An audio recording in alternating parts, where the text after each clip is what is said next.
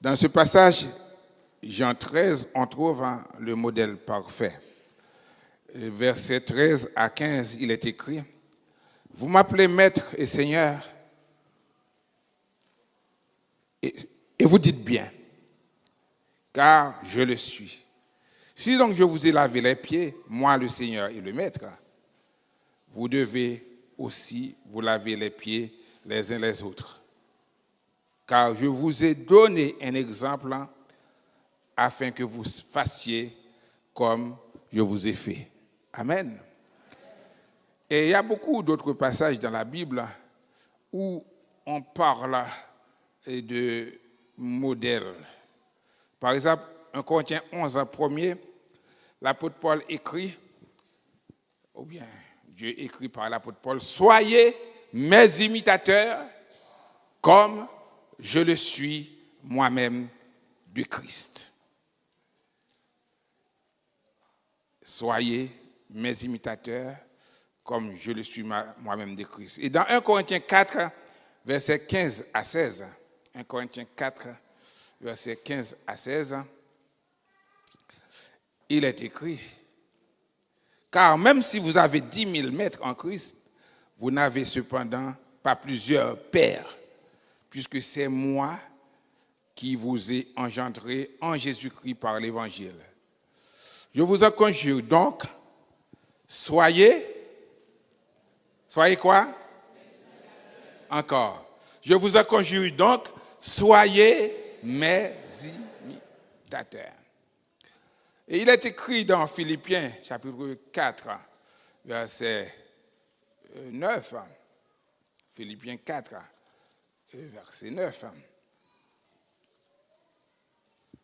Ce que vous avez appris, reçu et entendu de moi, et ce que vous avez vu en moi, pratiquez-le. Et le Dieu de paix sera avec vous. Amen. Nous vivons dans un monde vraiment où il n'y a pas de vrai modèle. Nous sommes souvent de beaux parleurs. On dit, mais on ne fait pas. Souvent, même parfois dans l'église, des responsables, des pasteurs, des diacres, des évangélistes, ils ne sont pas modèles. Parfois, ils disent, faites ce que je vous dis, ne faites pas ce que je fais. On prêche l'évangile, mais on ne pratique pas la parole de Dieu. Sous l'Ancienne Alliance, le service était accompli par un prêtre désigné, le souverain sacrificateur, dont le premier était Aaron. Aaron, qui était le seul habilité à offrir des sacrifices pour maintenir la relation entre Dieu et le peuple. On peut lire ça dans Nombre 3, verset 10. Par la venue de Jésus-Christ comme médiateur entre Dieu et l'homme, 1 Timothée 2, verset 5, et comme il est écrit, tu établiras Aaron et ses fils pour qu'ils observent les fonctions de leur sacerdoce, et l'étranger qui approchera sera puni de mort. Le sacerdoce était sous la responsabilité d'un homme. C'était Aaron. Et si quelqu'un d'autre s'approche, il sera mort. 1 Timothée 2,5 nous dit il y a un seul Dieu et un seul médiateur entre Dieu et l'homme, Jésus-Christ.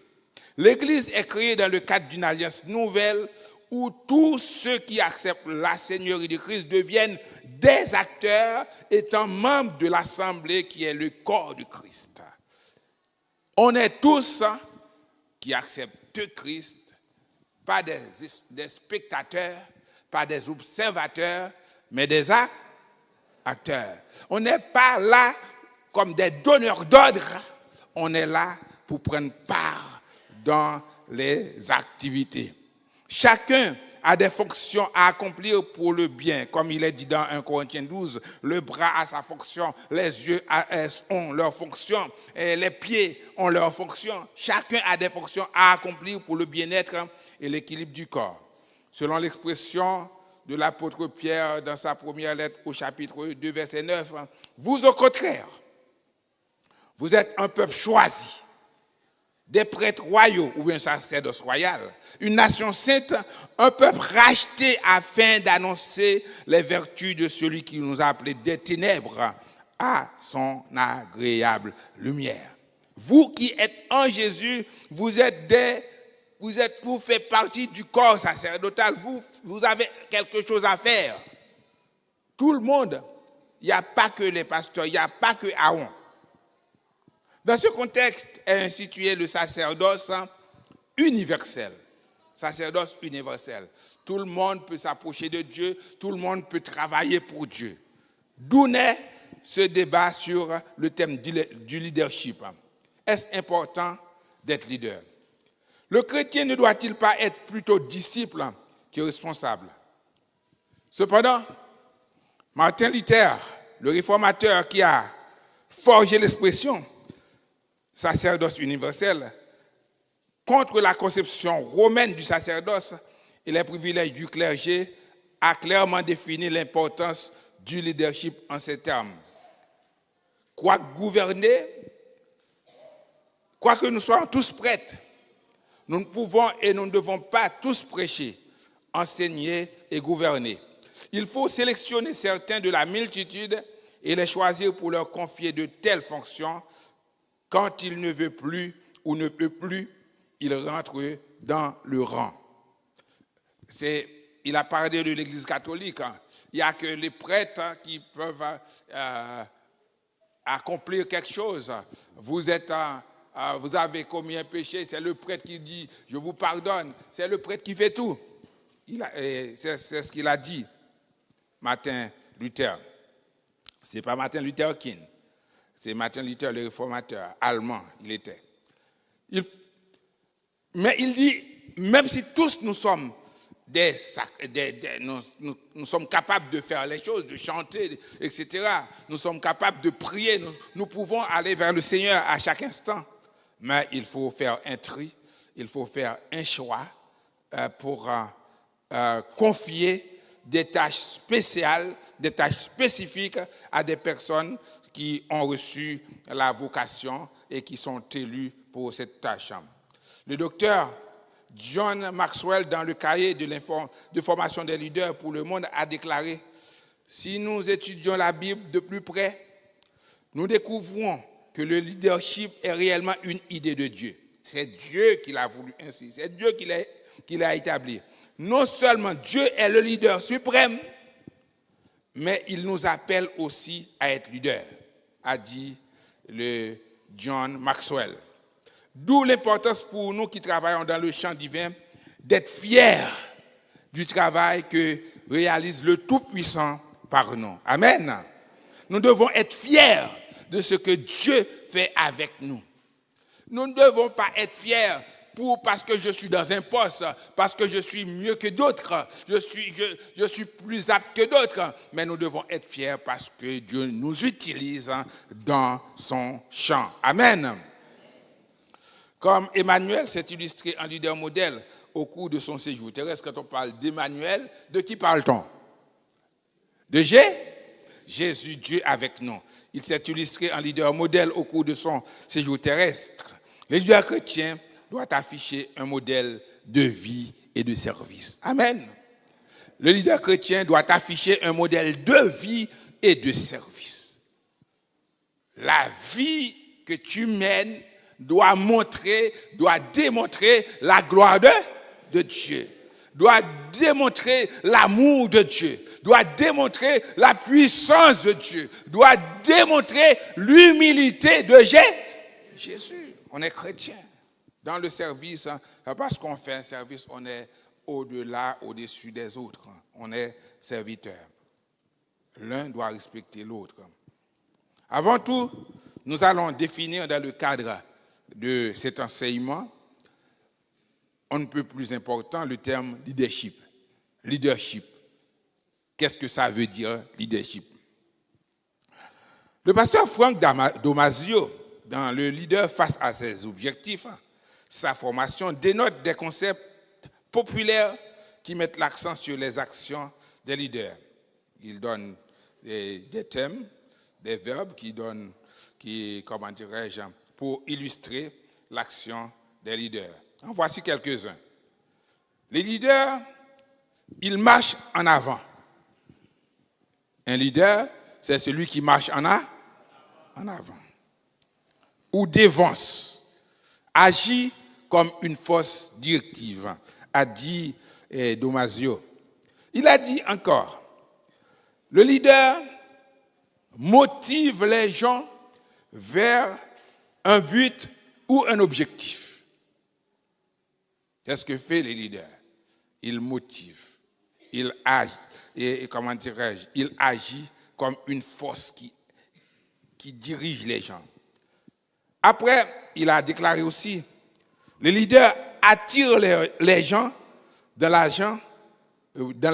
l'action plutôt, par l'exemple ou la persuasion. Il attire les gens par l'exemple. Celui qui agit comme Jésus l'a dit, vous avez vu, j'ai fait ça pour vous, je vous donne un exemple que vous devez accomplir. Par l'exemple ou la persuasion. En ce sens que vous parlez à la personne, vous essayez de la convaincre pour agir dans le même sens que vous. Le leader donne la direction et la structure au travail et aux efforts des autres. Il donne la direction. Et après, le leader, il conseille et coordonne les idées des autres. Et quand on travaille là, il n'y a pas que, parfois, on pense, il n'y a que moi qui dois donner des idées, qui doit avoir des idées. Les autres frères, les autres sœurs, les autres pasteurs, les autres diacres, les évangélistes peuvent apporter des idées. Maintenant, en tant que leader, nous devons coordonner les idées. Il y a des endroits, des églises, il y a des personnes. Tu apportes une idée, ils trouvent que l'idée est bonne, ils la rejettent. Ah, il dit, c'est pas bon, où tu trouves ça? Et après, quelque temps, il reprend l'idée, et comme si c'est lui qui l'avait apporté. Bon, on doit coordonner les idées des autres. Le leader conduit les autres dans une vie de sainteté par l'exemple. Amen. Conduit les autres dans une vie de sainteté. Mais par l'exemple. On dit qu'il ne faut pas mentir. Je vous dis qu'il ne faut pas mentir. Et c'est moi, quand je parle, je mens. Non. Je dois être quelqu'un d'honnête qui dit la vérité. Qui dit la vérité. Une vie de sainteté par l'exemple. Il ne faut pas commettre l'adultère, c'est grave. On trouve des pasteurs qui font ça. C'est très grave. Et dans l'église, ils ont ils vivent en relation sexuelle avec les femmes, des jeunes ou bien etc. Ça a fait des scandales souvent. Et pourtant, on est serviteur de Dieu, on est pasteur. On doit être des modèles de sainteté. On détient l'autorité pour conduire les autres par l'instruction ou la correction. On instruit et aussi il faut corriger. Il y en a qui détestent d'être corrigés. Mais si on est leader, on est responsable, on est obligé de dire « Ah, ça, c'est pas bon, ça, c'est bien, etc. » etc. On doit admettre qu'ils sont tous valables. Ces concepts attribués au terme leader, qui vient du verbe anglais to lead. To lead, qui signifie guider et diriger. Ça, c'est là que vient le mot leader. To lead. Et diriger. Le mot hébreu, il y a deux mots hébreux, on peut dire, qui correspondent à ce thème. Il y a hégémonaï, qui signifie le chef. Le chef, celui qui est comme un dictateur. Et ce qu'il dit doit être fait. Par exemple, là, dans Luc 22, verset 26. Il est écrit qu'il n'en soit pas de même pour vous, mais que le plus grand parmi vous soit comme le plus petit, et celui qui gouverne, c'est hégémonaï qui est employé, comme celui qui sert. Hégémonaï, c'est le chef, celui qui mène, qui conduit, qui va devant, etc., etc. Et ça, c'est l'hégémonaï, qui juge, et qui, etc., qui fait des choses comme presque la dictature. Mais il y a un autre mot en hébreu qui donne le mot leader, modèle. Ce mot, c'est Nagid, N-A-G-I-Y-D. Il a le sens de service, comme élément de base de laquelle il établit un exemple pour le peuple. Dans le Nagid, le leader, le Nagid, il devient un exemple pour le peuple. Le leader Nagid n'est pas un monarque, un roi, un dictateur. C'est l'image d'un homme qui agit sous l'autorité d'un supérieur hiérarchique. Amen. Il est leader, mais il sait qu'il a un supérieur. Il y a quelqu'un qui est au-dessus de lui. Très souvent, on n'accepte pas ça. On veut être chef tout-puissant. Quand je dis quelque chose, il faut que ce soit admis. Mais le chrétien, le leader chrétien, même s'il est pasteur d'une multitude d'églises, il sait qu'il a un maître, c'est le Seigneur, le Dieu tout-puissant. Et souvent, on ne peut pas diriger comme il faut, ça pose des troubles dans nos assemblées parce qu'on n'accepte pas, on ne respecte pas la hiérarchie. On ne veut pas que quelqu'un soit au-dessus. On ne veut pas que, si je dis ça, que l'autre peut me dire, ce serait bien de dire ça comme ça plutôt. Si je fais ça, je ne tolère pas qu'on me dit, il ne faut pas faire ça. J'ai le droit, parce que je suis pasteur, je suis diacre, je suis évangéliste. Tout ce que je dis doit être accompli. Nous devons savoir que nous sommes des hommes, en dépit de tout. Amen. Et Moïse, le grand leader choisi par Dieu, il était obligé d'accepter les conseils de son beau-père. Amen. Dans l'Église, c'est le dirigeant que Dieu donne à son peuple, le leader. C'est un dirigeant. Souvent, nous trouvons des dirigeants autoproclamés. On se proclame pasteur. On se proclame, on n'a pas été investi, on n'a pas été consacré, mais c'est pas parce qu'on fait des études théologiques qu'on est pasteur ipso facto.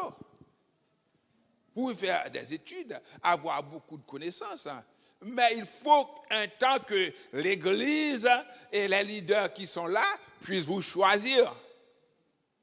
Il faut que Dieu vous choisisse par ces personnes. Amen. Il faut que le Saint-Esprit un jour pose la main sur toi pour dire toi, tu vas être mon serviteur, comme Dieu a choisi Paul. Dans l'Église, c'est le dirigeant que Dieu donne à son peuple. Un leader qui écouterait sa volonté et l'exécuterait fidèlement. Amen. Le leader modèle, il essayait d'accomplir pas sa volonté, mais la volonté du Seigneur. Frères et sœurs, en fait, le leader Nagid recevait les instructions du roi des rois. Amen. Pour ensuite les annoncer ou les manifester en présence du peuple. On les annonce et on les manifeste. Souvent, nous sommes des démagogues. On annonce quand même, mais on ne fait pas. Parfois, on n'arrive même pas à annoncer. Parfois, on essaye. On se met facilement, au lieu de diriger les autres, dès qu'il y a 2, 3 personnes qui ont des opinions diverses, on se met aux côtés de ces personnes-là. Mais le leader, il est le premier à donner l'exemple de la volonté de Dieu pour que les autres le suivent. Amen. D'où, lorsqu'on est leader, on est appelé à influencer. Le leadership implique l'influence, la capacité d'une personne à influencer les autres, selon Oswald Sanders. Pour Lord Montgomery, le leadership est la capacité et la volonté de rassembler des hommes et des femmes pour un but commun et le caractère qui inspire confiance. Le leadership est la capacité et la volonté de rassembler des hommes et des femmes pour un but commun. Souvent, on peut dire ce qu'on veut. Évêque Jean, il avait la capacité de mener les peuples. Amen. Amen. Amen. Il a eu ce projet parce que c'était des groupes. C'était un groupe, les annonciateurs, mais Dieu lui a permis et lui a donné la capacité de nous réunir pour constituer l'Église de Dieu. Et nous devons rendre gloire à Dieu pour lui, pour ce que Dieu a fait avec lui. Un leader est un homme qui connaît la route. Parce que pour diriger quelqu'un, il faut connaître le chemin. On va dire, suis-moi, après je ne sais pas où aller. Le leader connaît la route, il connaît le chemin. Et qui peut rester en tête et qui tire les autres derrière lui. Qui reste en tête et qui tire les autres derrière lui. Ça, c'est un leader. Ces définitions suffisent pour illustrer le thème de notre séminaire. Le leader, un modèle. Le leader, un mot. Dites ça avec moi. Le leader, un mot. Un modèle. Si vous avez quelqu'un, un pasteur qui fait autre chose de ce que la Bible dit, il faut dire que cet homme n'est pas un leader. Nous développerons au cours de cet exposé deux grands domaines qui caractérisent le leader chrétien qui se veut modèle. Deux grands domaines. Premier domaine, c'est la qualification du leader chrétien. Et deuxième domaine, c'est le leader, un modèle dans l'action. La paix de Jésus soit avec vous. Nous allons lire 1 Timothée 3, versets 2 à 7. Après, on va s'arrêter parce que il faut qu'on vous relâche à 1 heure maximum, comme c'est le premier dimanche, c'est ça. 1 Timothée 3, versets 2 à 7. Pour être un leader modèle, le serviteur doit posséder les qualifications dénotées par Paul dans 1 Timothée 3, versets 2 à 7, qui sont essentielles pour un leadership efficace. Le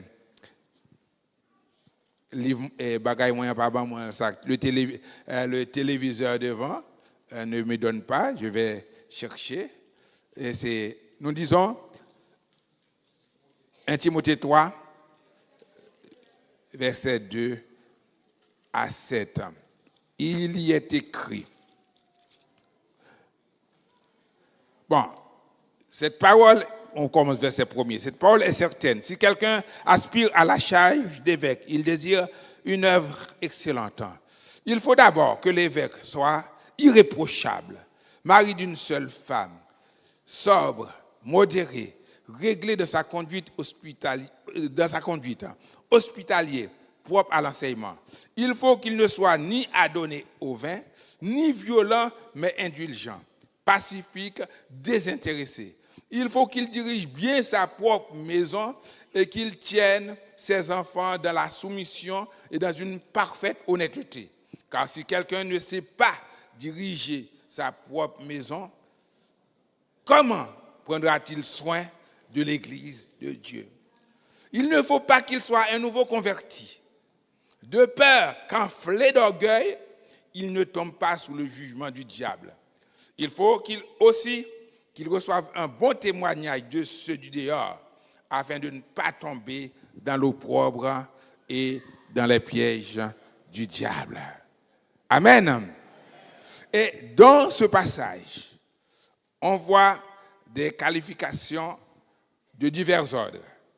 Social, la personne doit être irréprochable, il doit avoir une bonne réputation.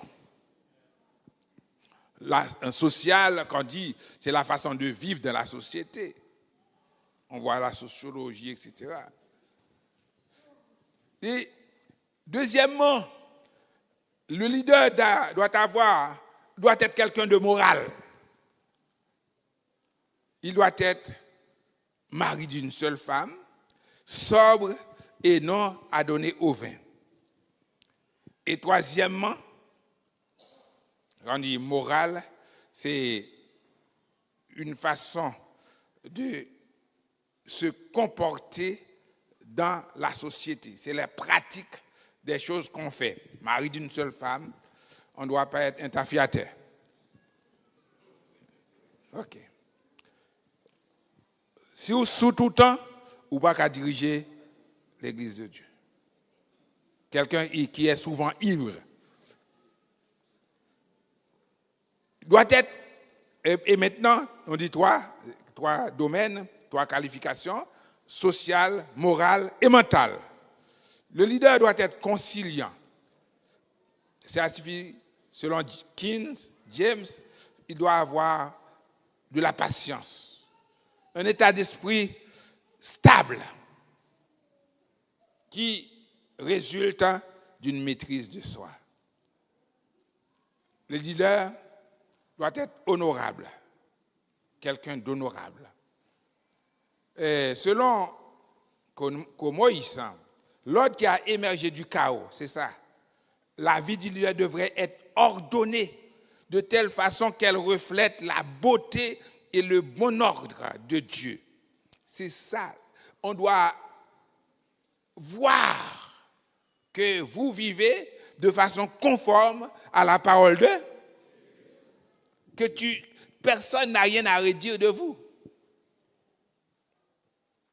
Le leader doit être apte à enseigner, ce qui détermine la capacité et la volonté de celui dont le leader nourrit le désir d'apporter aux autres les vérités que le Saint-Esprit lui a enseignées dans les Écritures. Il doit être un rude étudiant de la Bible. Ce n'est pas juste quand on vient à l'église, on ouvre sa Bible. Il doit être un rude étudiant de la Bible et son enseignement doit avoir pour support une vie irréprochable. Amen.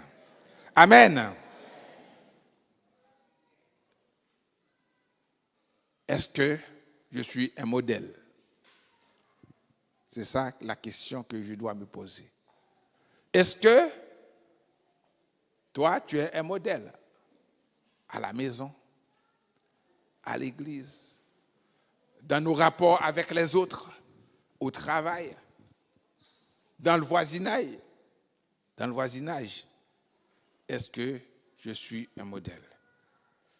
Nous allons continuer dimanche prochain. Soyez des leaders modèles. Ne dites pas que je ne suis pas pasteur, je ne suis pas un leader. Dès que vous acceptez Christ comme votre sauveur, il faut prendre cette parole que Jésus a dit à Pierre.